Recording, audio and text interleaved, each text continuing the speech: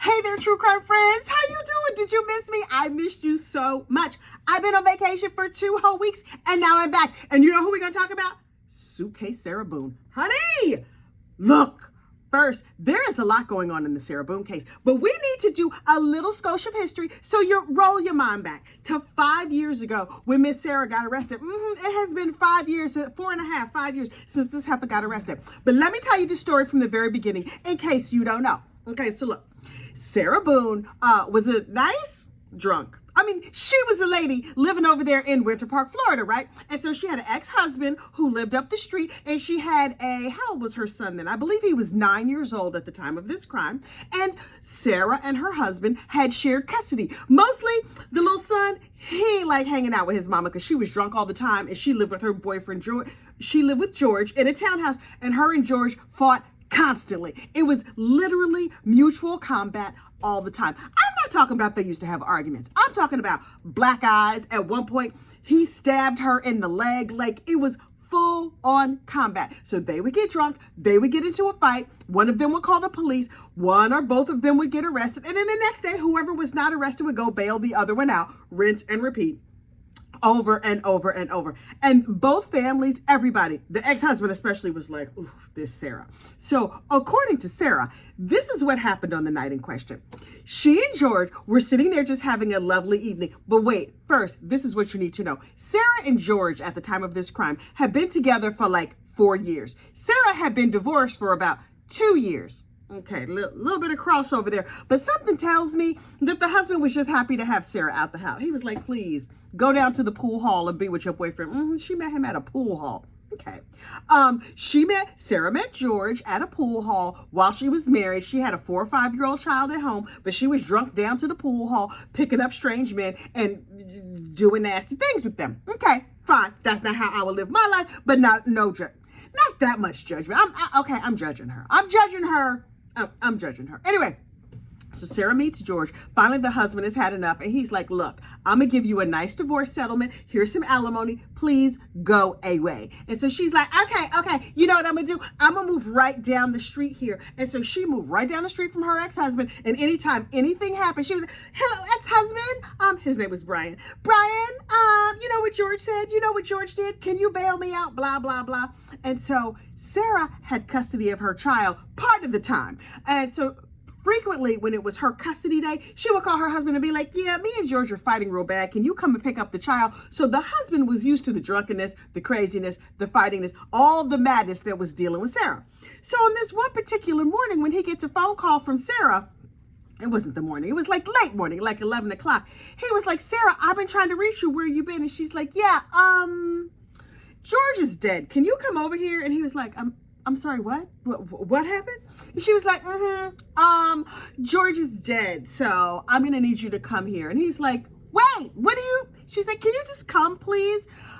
Okay, but I have to go get a drink. So while she waited for her husband to come, she went and made herself a drink, like you do, and she was smoking herself a cigarette, and he was like, the husband had told her before he hung up, girl, call 911, and she was like, okay, but I'm gonna need some vodka to go with my 911 call. So she made herself a nice vodka. I guess vodka pairs well with a dead body in a suitcase on your floor, and she smoked herself a cigarette because, to calm her nerves. And then finally she was like, okay, I'm gonna call 911. And she's like, hello, 911, George is dead. And they were like, I'm sorry, what? She's like, my boyfriend, he's dead like a carp on the floor over here in his suitcase. And they were like, are you serious? What? What? Okay, did you do CPR? She's like, no, because he's very, very dead. He's blue, he's dead.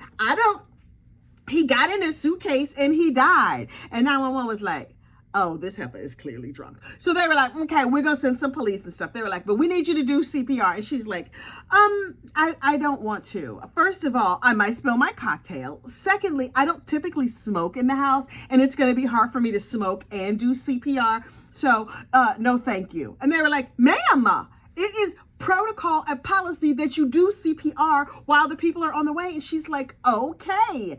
And so she was like, what do I need to do? And they were like, okay, is he laying on the floor? She's like, ew, yes, he's here on my rug. And so they were like, okay, now can you press on his chest? And so she went to press, and she's like, oh, he moved. Oh my goodness. And they were like, okay, that's fine. She's like, I thought he was dead. He just made, I don't know what's happening. Hang on. I'm going to need another sip of my cocktail because this is stressing me out. Hang on. I'm drinking water. Oh, Sarah was drinking vodka because vodka was her alcohol of choice. Anyway, so they were like, okay, can you count with me? And she's like, okay, 1, 2. They were like, no, ma'am, we're going to need you to count and while you do chest compressions. And she was like, oh, let me find a coaster. If you give me a second, okay, hang on, I'll be right back. And so she found a coaster and then she put her cigarette outside because, she didn't want cigarette smoke in like the house and the curtains or whatever. She's like, okay, what now? And they were like, ma'am, we need you to do CPR. And so she starts counting. It's unclear if she was actually doing CPR. She was like, 1, 2, 3. How much longer am I going to have to do this? The ice in my vodka is melting and, I really don't like it when it gets watered down. And so they were like, ma'am, we need you to keep trying. And she would count a few beats and then she would stop. And she would count a few beats and then she was just like, can I get it? I need to wet my whistle. Hang on. So she kept taking little sips of her drink and ran out and get a puff on her cigarette. Meanwhile, her husband shows up and he's like, oh, she's like, don't go. You can hear her on the 911 tape telling him like, don't leave. He's like, nope. That man is blue. Nope. This is some mess. They are constantly in some mess. I don't want to be bothered with this. No, I'm gonna wait outside. So the police show up and you can hear the medics on 911. They show up like on the 911 call. They show up and they're like, oh yeah, no, girl. The 911 lady, you can go and let this go. Yeah, he's super dead. She's like, I told you. That's why I didn't want to touch him. Also, I have a cigarette burning. Can I go get a couple of more puffs of my cigarette? And the cops were like, okay, Sarah, girl, we're going to need you to focus. So tell us what happened this morning. And she's just like, I came downstairs and he was dead in a suitcase. And they were like, okay, thanks for sharing that. We're going to need you to go back a little further. And she was like, okay. So I was cleaning out my closet and they were like, And she was like, and so I realized we had this old suitcase that I needed to donate. And so, I try to keep a tidy house. I'm an excellent mother. Did I ever tell you I was an excellent mother? I'm a really excellent mother. I was going to donate this suitcase. And so I had it down here by the front door so I could donate it. And they were like, right. How did he get in the suitcase? And she's like, I'm getting to that. We were having a lovely evening. We were just sipping a little wine because, I don't like to be drunk. I'm a person who likes to keep my wits about me. If you'll bear with me for 1 second, I'm just going to, this is water. It's not vodka at all. It's water, but hang on. So she takes another little sip of her drink and she's like, I have a cigarette burning. Can I tell you that? They were like, ma'am, no. This is now a crime scene. So we're going to have to rope everything out. And she's like, but I have a cigarette burning on the back porch. And, like fire safety. Remember Smokey the Bear? And they were like, Sarah, focus. Dum-dum, we're going to need you to focus real hard. Okay. She's like, okay. So last night, we're having a really good evening. We were getting along very well. He was not trying to stab me. I didn't hit him in the face with a phone. It was a really lovely evening. And the cops were like, say what now? She was like, And so we decided that the place needed a little art. And they were like, okay. And she's like, so we were painting. I was like, we are going to do some nice paintings to put on the wall. Okay. Homemade art. Great. So she was like, and so then we were listening to music. We were talking. We were having a lovely evening. And like we do periodically from time to time, we decided to play hide and seek because what 40-year-old does not like a nice, delightful game of hide and seek? And the cops were like, you did what? You did what? She's like, So the donated suitcase, the suitcase I was going to donate, I guess I can't really donate that now, right? Oh, that's too bad. The charities, the cops were like, dum-dum, focus. She was like, okay.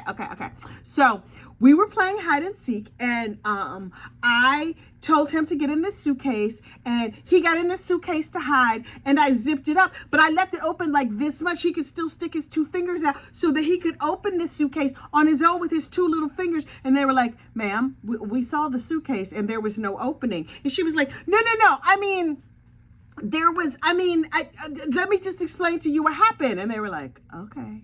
And she's like, and so then I guess I had a little bit more white wine because, I had my pinkies out, white wine. And I had a little more than I thought. And I just got so tired. And I went upstairs and I fell asleep. And I forgot about it. And then I woke up this morning and I found George still in the suitcase. It's shocking to me. It's clearly an accident. It was just an accident because we were painting. And I can't go hit that cigarette at all, like not even just a little puff. I need to go put it out, but while I'm putting it out, I would like to. And they were like, no, Sarah, focus. The cigarette will burn out on its own. And she's like, okay, but I don't remember Smokey the Bear saying that. And they were like, Sarah, dum, come on, dum, come around. She's like, okay, it was an accident. My ex-husband can tell you. Her ex-husband was like, I don't know, no. I don't want to know nothing about these people. Please don't ask me no questions. I'm not even sure what my name is. Please leave me alone. And so he's like, I have been spending years rescuing this crazy heifer. Can you take her away right now? I mean, between me and you, if you could just lock her up, that would be real good. Thank you so much. And the cops are like, okay, we got you. We got you, boo. We got you. So she was just like, this is terrible. Oh my God. I can't believe George is dead. I'm so freaked out. I don't even like to drink. And everybody was like, Heather, you smell like alcohol right now, but okay. And she was like, they said, well, did you have any videos? Or she's like, no, I don't.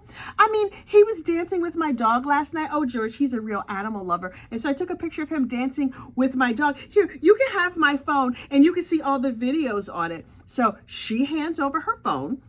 And the cops are like, thank you so much. They download her phone and then they take it to the police station and they look at it. And a couple days later, they call her back. They're like, hey, Sarah girl, how you doing? How you feeling? She's like, I'm fine. I'm still very sad. I can't believe that this terrible accident happened. I love George with all my heart and I miss him very, very much. He was my whole world. And they were like, what about your child? She's like, yeah, what's his name?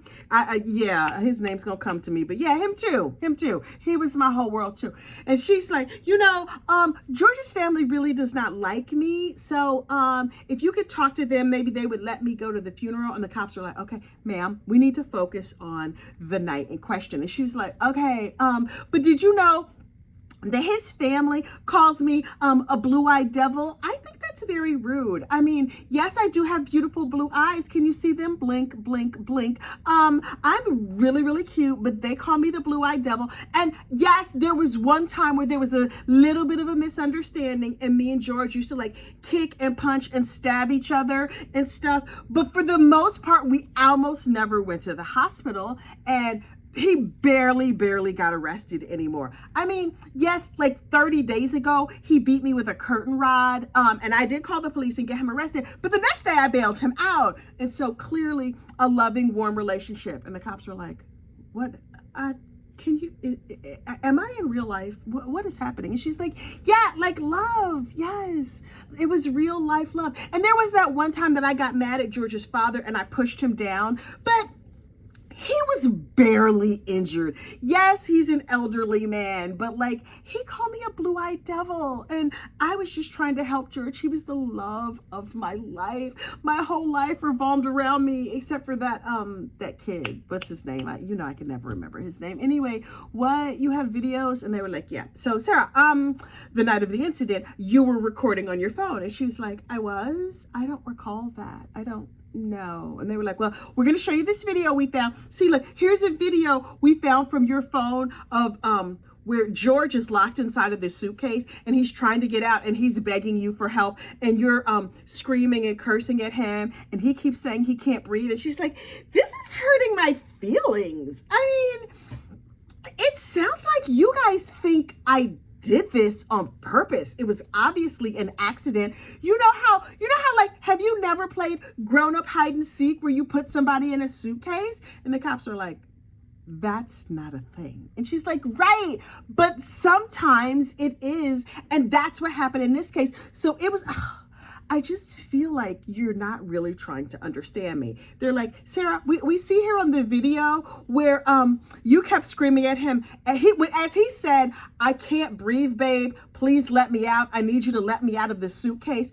You started screaming F you at him and saying like, I can't breathe when you cheat on me. And she's like, right. but like, it wasn't a malicious FU. You know how it's like a friendly FU? You know how you like friends say to one another? And the cops are like, right. So Sarah girl, listen, we have these nice bracelets we're going to put on you, and you're not going to have to worry about room and board. And she's like, but should this is not going the way I thought. And I feel like you guys are intentionally like ignoring me and not trying to understand. You saw me giving him CPR. Yes, I was completely annoyed and over it, and they would not let me have a cocktail during CPR, which, by the by, you should allow people to have cocktails while giving CPR because CPR is stressful. But wait, why are you, I have the right to what? A lawyer will be provided for me? Huh? What? And so then they arrested Sarah. And Sarah went to jail. That was 5 years ago. Now, this does not sound like a case that should take 5 years, and it should not. But then Sarah was like, okay, I got this nice court-appointed lawyer. Thank you so much. I'm not getting any bail, so I'm not going to be able to see my son and harass my ex-husband anymore. Dang. Because that was kind of like my whole life. I haven't worked in years. I spend all my time harassing my ex-husband, and I was really sincerely hoping that that's what I'd be able to do now, but I guess no. And they were like, no, girl, no. So she was like, okay, so I'm going to fire the court-appointed lawyer and I'm going to hire a private attorney. And they were like, okay, good for you. So she hires a private attorney, and the private attorney listens to her side of the story and is like, no, girl, no. You want me to say what? You want me to, nah. So she's like, okay, this was clearly a domestic violence situation. 30 days ago, he beat me with a curtain rod, and this was not revenge for that. This was an accident, but the beating with the curtain rod thing was related. And they were like, right. Okay, so yeah, no. So she's like, okay, I'm going to need another lawyer. And then she got another lawyer, and she didn't like that lawyer. And then she got another lawyer, and she didn't like that lawyer either. And then she got yet another lawyer, and they were like, all the other lawyers were like, we're trying to get like domestic violence people and all these other experts to come and testify on Sarah's behalf. But number one, nobody wants to be bothered with this crazy lady. Number two, no lawyer is good enough for her. Finally, they get this lawyer, a female lawyer with 40 years experience who specializes in dealing with difficult clients. And this special lawyer was like, okay, I'm going to sit down with Sarah and I'm going to work with her and we're going to get this done. This is my area of expertise. And Sarah wrote a letter to the judge saying, Your Honor, you need to tell her to be nicer to me. She did not make me feel warm and fuzzy and welcome. And so I still really want to work with her, but she didn't hold my hand. She didn't stroke my hair. She never mentioned how beautiful and blue my eyes were. Blink, blink, blink. And so therefore, she does not really appreciate the gorgeousness that is me and the innocence that is me. Also, Your Honor, I have many, many fans on the internet, and people from around the world, they agree with me. And so they're going to have a GoFundMe and they're going to raise millions of dollars. And I'm obviously going to be set free, and then I'll be famous forever. So if you could just keep giving me lawyers. And the judge was like, oh, right.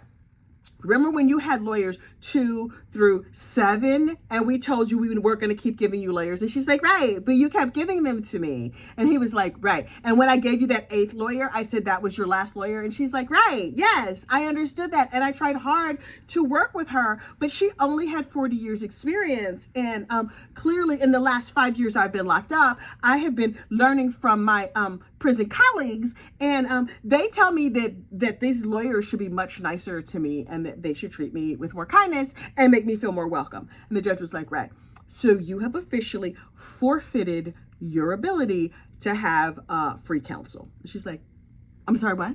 I'm sorry, what? No. You know how you kept saying no, but then giving me more lawyers? I would like another one, please. And the judge was like, no. So we're going to make you a chart here so you can understand math. See, this is the mess around and this is the find out. And so when those two things come together, we get to the point where you are now. You have reached maximum F around, and now you maximum found out. And so no, you're representing yourself. And or you can hire a private attorney if you want to. All your famous fans, all your fans on the internet that are making you famous, maybe they could go do a GoFundMe for you, but girl, nah, we're all done here. So you're going to be pro se or you're going to hire your own attorney. And she was like, this is not what I had planned. And also, there is not much vodka here in prison. So, can I speak to the manager? And the judge was like, yeah, no. So, Sarah Boone is now pro se. And pro se is Latin for, girl, you done messed up. She is now her own lawyer.